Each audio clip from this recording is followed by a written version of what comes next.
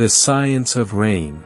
Rain is part of the hydrological cycle, which is essential for sustaining life on Earth.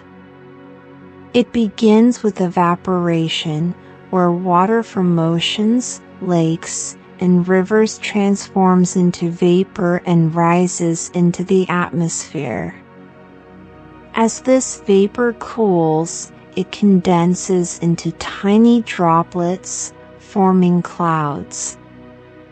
When these droplets coalesce and grow heavy enough, they fall back to the ground as precipitation, rain.